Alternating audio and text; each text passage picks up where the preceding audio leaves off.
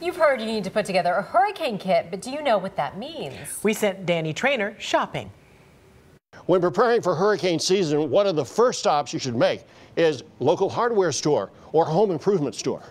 First things first, every family needs one of these, a weather radio. It will sound an alert and give important information when there's an emergency near you. Otherwise, a lot of what you need for a good hurricane kit is what you'd pack to go camping. You need a good flashlight. The new LED ones are often brighter. Plus, coolers, a first aid kit, and insect repellent. Two essential items you really need: matches and a manual can opener. That's because if the power goes out, your automatic model won't work. You'll also want something like charcoal grill or a camp stove, unless you like eating canned food cold. The loss of electricity means the loss of lights. These are two options: kerosene lantern and a battery. I like the battery, and the reason?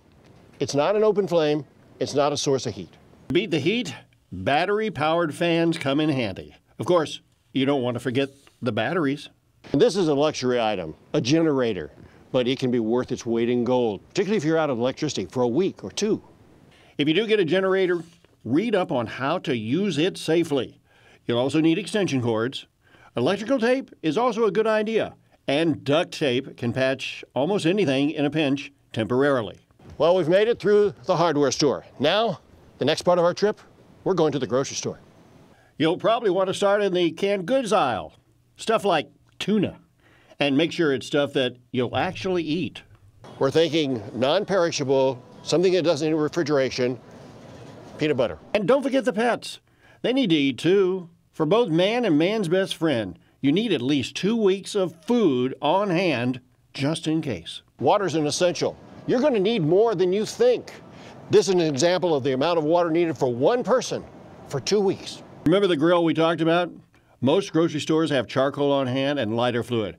Just keep it in a safe place, along with the matches. Hey, you're going to be shopping, and let's pick up some bandages, some aches and pain medicine, and allergies. It's Florida. Over-the-counter antibiotic creams like Neosporin are a good idea to keep them on hand. And don't forget your prescriptions. And the Red Cross recommends that you have at least 2 weeks of prescription medicines on hand for yourself, for your family, including the children. That's because even though many grocery stores and pharmacies have backup generators, if shipments can't get through, you could run out.